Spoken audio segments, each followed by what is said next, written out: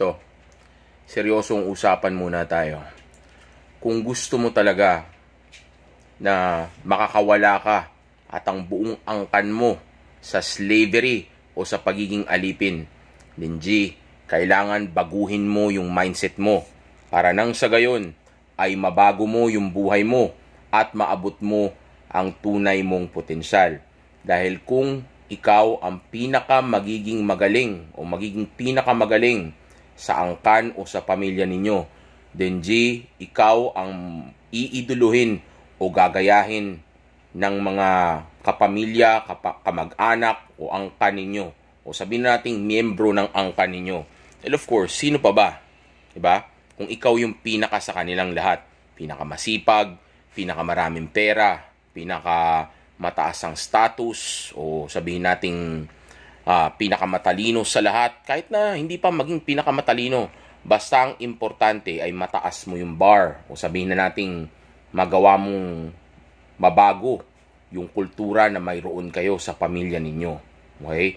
Dahil paano nga kung ikaw na ang huling pwedeng magligtas sa angkan ninyo pagdating sa pagkaalipin o sa slavery, tapos tinamad ka pa o sabihin nating naduwag ka pa, then sino na lang ang pwedeng lumigtas sa kanila sa slavery o dito sa ginagawa sa atin dito sa mundo? So ano mangyayari? Lahat ng mga susunod na kamag-anak o angkan mo ay magiging slave na rin katulad mo o katulad ng mga nauna sa inyo.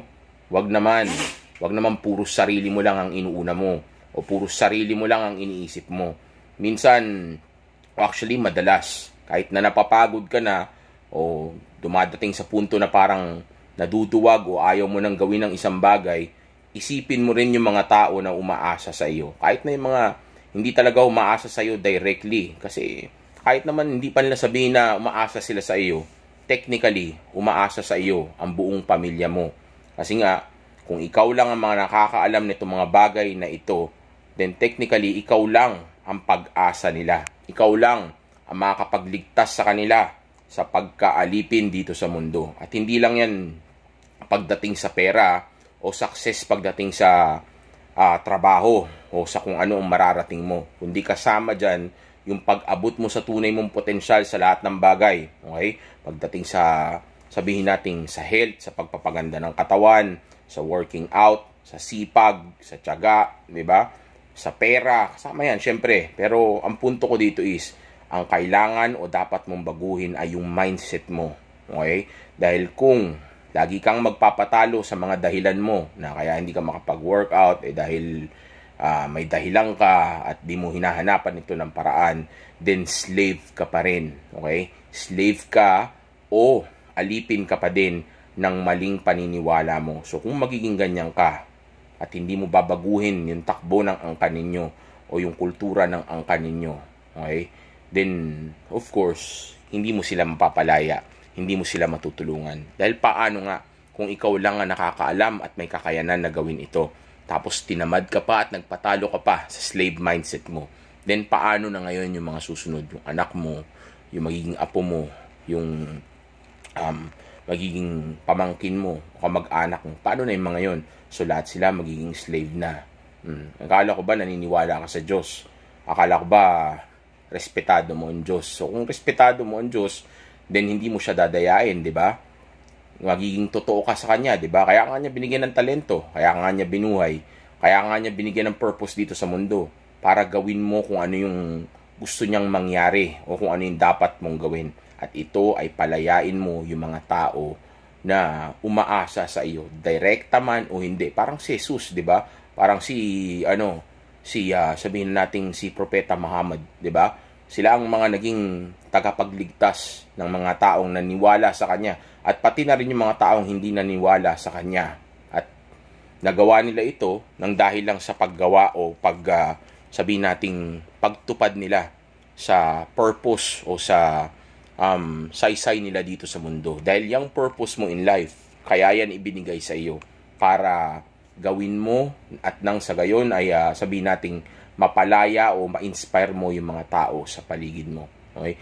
Hindi mo kailangan maging propeta, hindi mo kailangan maging si Jesus. Ang kailangan mo lang gawin ay gawin mo yung dapat mong gawin para sa sarili mo at galingan mo sa bagay na ito. Okay? Abutin mo yung tunay mong potensyal. Galingan mo. Huwag mong dayain yung sarili mo.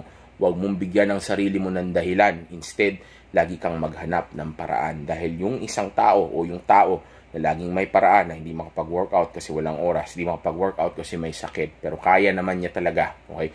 Yung ganyang klaseng tao, slave pa rin yan. Kahit yumaman ka pa, kahit dumami pa ang pera mo. Okay? Still slave ka pa rin kasi hindi mo inaabot yung tunay mong potensyal. Nakikinig ka pa rin doon sa sabihin na nating slave mindset mo o maling paniniwala mo. Kaya hanggang ngayon ay kahit na yumaman ka pa, maituturing ka pa rin na isang sabihin na nating alipin. Okay? Lalong-lalo na kung empleyado ka, alipin ka pa din. Okay? Tandaan nyo, ginagamit tayo dito sa mundo para payamanin yung mga tao na nakalaya na sa slavery. Okay? Yung mga angkan nila na nakalaya na sa slavery, ginagamit tayo dito para sabihin nating manatili sila sa tuktok. Tandaan nyo, magkakapantay lang tayo. Kung anong kayang gawin ni Manny Villar, kaya mo rin gawin. Kung anong kayang gawin ni Manny Pangilinan, kaya mo din. Puro Manny yung pangalan, no? Di ba? Pera-pera, di ba? Di ba? Pero hindi ko sinasabing yan lang ang dapat mong gawin o diyan ka lang sasaya. Ang punto ko dito is, money is power. So, paano ka magkakaroon ng kapangyarihan na iligtas ang sarili mo, pati na rin ang angkan mo sa slavery o sa pagkaalipin kung hindi mo maabot nga yung tunay mong potensyal o sabihin natin babaguhin yung mindset mo, which is actually kasama pati yung pera. Okay? Dahil nandyan yung kapangyarihan. Di ba? Kaya nga, ini-slave nila tayo eh. Ini-slave nila tayo sa mga maling paniniwala. Okay? Dahil para lang sa gayon, hindi tayo mangarap ng mataas, hindi tayo lumaban sa buhay, maging tamad tayo, magpatayan tayo dito sa baba, mag-away-away tayo, wag tayong mag-ambisyon, o wag tayong sabihin nating hindi natin i-push yung sarili natin para abutin yung tunay natin potensyal, o wag nating simulan na baguhin yung takbo ng angkan natin. Dahil pag ginawa natin yun, of course, kada may angkan na mababawas sa mga potensyal na magiging slave nila, mababawasan sila ng mga empleyado nila o magpapayaman sa kanila. At ang mangyayari pa niyan, pwede pa nila tayo maging kakumpetensya. Ayaw nila yun. Tandaan nyo, ginawa tayo ng Diyos ng pantay-pantay. Samantalang ng Diyos, pantay-pantay tayo. Okay? Yun nga lang, dahil nga meron ng tinatawag na matrix dito sa mundo. Okay? Ang nangyayari tuloy ay, of course, wala ng equality. Okay? Meron ng mga may lamang. Which is actually, I'm fine by that. Kasi nandiyan na yan eh. Hindi naman pwedeng gumawa pa tayo. Kailangan na laruin na lang natin yung laro. Okay? Baga maghanap na lang tayo nga ng solusyon. Yun yung sinasabi ko, di ba? Maghanap ng solusyon, okay? Huwag yung magangawa pa, okay? Kasi yun na yun, it is what it is, okay? Pero kailangan manalo ka. Dahil kung hindi ka mananalo, magpapatuloy kang slave. Sila lang papayamanin mo, sila lang papalayain mo. Paano naman tayo? Pareho lang naman kayo nun. Yun nga lang, mas lamang sila kasi yung mga nauna sa atin, na pamilya nila, o kapamilya nila, o ang kanila, napalaya na sila. So, ngayon ang nangyayari, pinagsasamantalahan tayo. So, bakit tayo papayag na pagsamantalahan? Dapat pati tayo kunin din natin kung ano yung para sa atin. Kasi pantay-pantay lang tayo. O, kumbaga, hindi po pwede na sila, ang dami nilang lupa. Tapos tayo, wala tayong lupa. Diba? Wala tayong tirahan. Wala tayong milyones, wala tayong bilyones. Tapos sila, ang dami nung kanila. Samantalang, ginawa lahat yan para sa ating lahat. Pero sila lang yung nangingibabaw, sabihin nating lamang palagi. Kasi nga, established na sila. Okay? Huwag mong iisipin na mas magaling sa'yo ang boss mo. Maaaring mas marami na siyang alam. Okay? Pero may alam ka na rin naman. Kung hindi mo man magawa na mapalaya ka agad, o sabihin nating maging kasing yaman ka agad ng mga tao na katulad nito, at least simulan mo na ngayon. Palayain mo na ngayon ang angkan mo. Ipakita mo sa kanila kung paano maging magaling o paano aabutin ang tunay mong potensyal. Okay? Simula ngayon, dapat baguhin mo na yung mindset mo. Wala nang dahilan. Lagi kang maghanap ng paraan. Kasi tandaan mo, napakalayo na ng ibang angkan sa mga angkan natin. Okay? Paano ngayon yung mga susunod pa? Kung tayo nahirapan na din, sigurado sila mahihirapan din. Yung nauna sa atin na mga kamag-anak natin nahirapan na rin, mga magulang natin nahirapan na rin. So, anong gagawin natin? Nahirapan sila, nahirapan tayo, hayaan ba natin na mahirapan din yung iba, yung mga susunod na kabataan ng angkan natin? Paano yung mga yun? Okay, huwag kang makasarili. Okay, kung ikaw kontento ka na, baguhin mo yung kaisipan na yan. Dahil paano yung mga susunod? Alam mo na kung gaano ka lupit ang mundo. Alam mo na kung gaano kadumi maglaro yung ibang mga angkan dito o ibang tao dito.